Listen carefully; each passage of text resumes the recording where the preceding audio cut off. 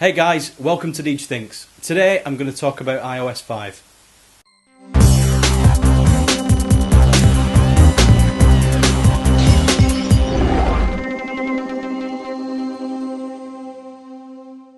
So, many of you who know me know that I'm a bit of an Apple fanboy, so I've held off on this vlog for a couple of weeks just to let the excitement and bias calm down. What else to start with than the installation?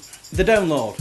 Initially it took a long time, but I can understand that as it was the day of release and Apple servers would have been really busy. The thing that I can't excuse is the length of time it took to install after the download. Another problem, which is partly my fault, is that I lost all of my apps, which is a good thing because I had that many I couldn't find them anymore. But I didn't have my iPhone synchronised with the Mac that I updated with, so I lost everything. However, I didn't lose my contacts, calendars, mail, notes, everything else was fine.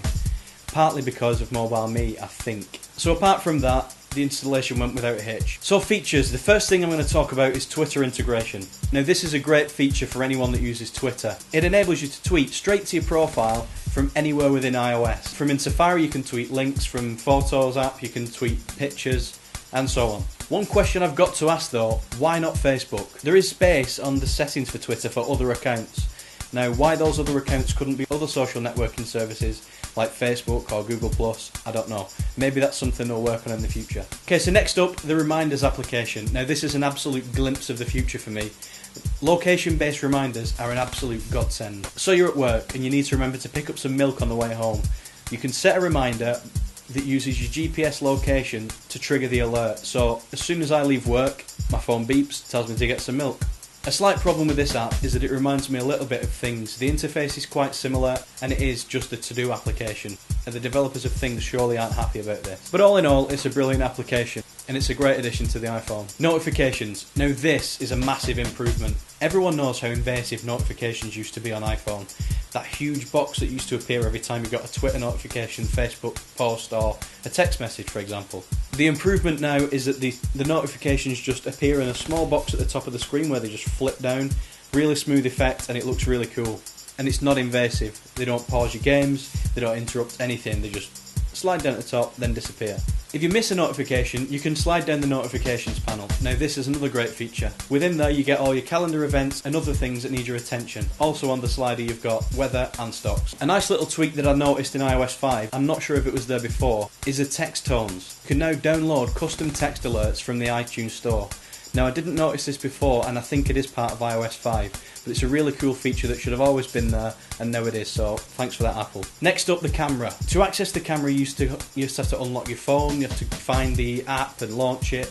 Nowadays you can just double tap the home button, press the camera icon and you're away. An extra little feature they've added to camera is the ability to take pictures from the volume plus button, so you don't have to fiddle around with the touchscreen, you can just press it like a normal camera. This is cool apart from your fingers sometimes get in the way of the lens, but I'm sure I could learn to get around that. Sticking with pictures, the new Photos app is brilliant. It allows you to edit your pictures from within the application. So any pictures that aren't the right way up can be rotated, the colours can be auto-corrected and red eye removed. It's a great little feature and it should have always been there, but now it is, so that's another bonus for Apple. Next up is Newsstand. Now Newsstand confused me a little bit at first because it was a bit of a clash with the iBook store, but this time it comes with the operating system, so it's not an extra app. Now why this happens I don't know, but what happened to the iBook store I'm not sure. You can still download it from the App Store and it is still an application, but why it isn't part of the operating system I've no idea. So Newsstand, you can download newspapers, magazines and other subscription based magazine literature all straight to your iPhone, and you get notifications when there's a new edition straight out. The only problem is the smart zoom feature doesn't work on the Newsstand application, which is a bit of a letdown, but it maybe develops in the future. I'm imagining this is probably something to do with formatting, because the text isn't selectable. If it was, it could be a copyright issue, but this is probably why the smart zoom doesn't work, and it's more than likely going to get fixed in the future. And the last feature I'm going to talk about today is iMessage. Now this is a huge improvement.